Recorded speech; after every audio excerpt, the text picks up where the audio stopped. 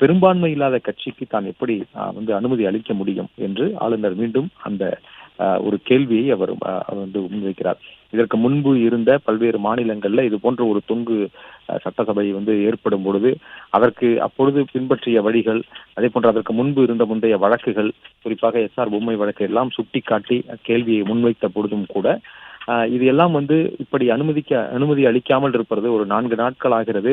இதற்கு பிறகும் கூட ஒரு தனிப்பெரும் கட்சியாக இருக்கக்கூடிய ஒரு கட்சியை ஆட்சி அமைப்பதற்கு நீங்கள் அழைக்கவில்லை என்றால் ஒரு குதிரை பேரத்திற்கு வழிவகுக்காதா என்று ஆளுநரிடம் கேள்வி முன்வைக்கப்பட்ட போது அவர் மீண்டும் அப்படி ஒரு பெரும்பான்மை பெறாத கட்சியை தான் ஆட்சி அமைப்பதற்கு அழைத்து அவர் பதவியேற்றால் மீண்டும் அந்த சட்டமன்றத்திலே அவர்கள் அதற்கான நம்பிக்கை வாக்கெடுப்பு நடத்துவதற்கான ஒரு சூழல் ஏற்படும் பொழுது அவர்களுக்கான ஒரு பெரும்பான்மையை திரட்டிக் கொள்வதற்கு அப்பொழுதும் ஒரு குதிரை பேரம் நடக்காதா என்று ஒரு எதிர்கேள்வியை அவர் முன்வைக்கிறார்.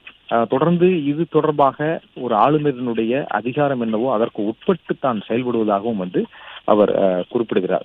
விஜயை முதல்வராக்கி பெரும்பான்மையை நிரூபிக்க சொல்ல முடியாது. அதாவது அவர் பதவியேற்ற பிறகு அதற்கு பிறகு தன் பெரும்பான்மையை நிரூபிக்க வேண்டும் என்று சொல்ல முடியாது. அதே வேளையில அவருக்கு இருக்கக்கூடிய ஆதரவு 118 பேர் இருந்தால் அத்தனை பேரையும் தனது இடத்திற்கு தான் இருக்கக்கூடிய அந்த மக்கள் பவனுக்கு அழைத்து வர தான் சொல்லவில்லை.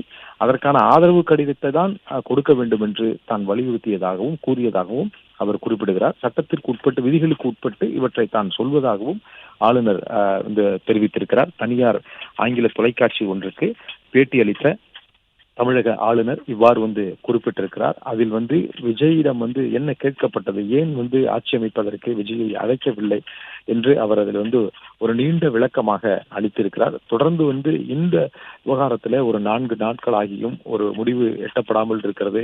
அதாவது இன்றைய தினம் ஒரு பதவியேற்பு விழா நடத்துவதற்கு விஜய் தரப்புல திட்டமிட்டிருந்தார்கள். அதற்கான ஏற்பாடுகள் எல்லாம் நேரு உள் விளையாட்டு அரங்கில சென்னையில மேற்கொள்ளப்பட்டது.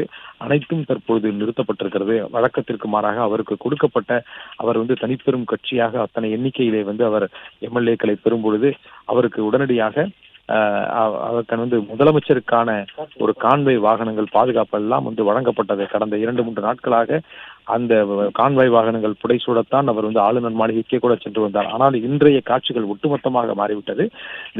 நேற்றைய தினம் அவர் ஆளுநரை சந்தித்து விட்டு வந்த பிறகு உடனடியாக அழைப்பு விடுக்கப்படும் என்ற ஒரு எதிர்பார்ப்பில் இருந்தார்கள். ஆனால் ஆளுநரிடமிருந்து அழைப்பு விடுக்கப்படவில்லை. அதே வேளையில் அவர்கள் கொடுத்த அந்த ஆதரவு கடிதத்தில் பெரும்பான்மைக்கான எண்ணிக்கை இல்லாததால் அதில் அவர் திருப்தி அடையவில்லை என்று சொல்லப்படுகிறது. ஆளுநர் அதற்கான திருப்தி அடையவில்லை என்று சொல்லப்படுகிறது. அதன் காரணமாகவே அழைப்பு விடுக்கவில்லை என்ற தகவலாகவே கூறப்பட்டு வந்த நிலையில் அவர் தற்பொழுது இது தொடர்பாக ஒரு நீண்ட விளக்கத்தை ஒரு தனியார் தொலைக்காட்சிக்கு ஒரு பேட்டியாக கொடுத்ததின் மூலம் அதிலே அந்த விளக்கத்தை குறிப்பிட்டிருக்கிறார். விஜய் ஆட்சி அமைப்பதற்கான அழைப்பை விடுக்காதது ஏன் என்று அதில் குறிப்பிடப்பட்டிருக்கிறது. விஜய் பெரும்பான்மையை நிரூபிக்க வேண்டும் என்று அவர் மீண்டும் வலியுறுத்திவிட்டார். ஆளுநர் மாளிகையிலிருந்து கொடுக்கப்பட்ட அந்த அறிக்கையிலும் கூட அவற்றை அந்த சிறு குறிப்பு தான், அந்த குறிப்பிலும் கூட அதுதான் குறிப்பிடப்பட்டிருந்தது. அதாவது பெரும்பான்மையை நிரூபிக்க வேண்டும், பெரும்பான்மைக்கான அதற்கான ஆதாரத்தை கொடுத்தாலே ஆட்சி அமைப்பதற்கான அழைப்பு விடுக்கப்படும் என்றும் அதில் குறிப்பிட்டிருந்தது. அதே போன்றுதான் ஒரு நீண்ட விளக்கமாக இந்த பேட்டியிலே ஒரு ஆங்கில தொலைக்காட்சிக்கான அந்த பேட்டியிலே ஆளுநர் கொடுத்திருக்கிறார். அதில் குறிப்பாக அதிமுகவும் திமுகவும் இணைந்து ஆட்சி அமைப்பதற்கான சாத்தியங்கள் கூட இருக்கிறது என்று ஆளுநர் அவற்றில் குறிப்பிட்டிருக்கிறார். பிளே ஸ்டோர் மற்றும் ஆப் ஸ்டோரில் இருந்து பாலிமர் செயலியை QR கோடு மூலம் பதிவிறக்கம் செய்யுங்கள். செய்திகளை உடனுக்குடன் பெறுங்கள்.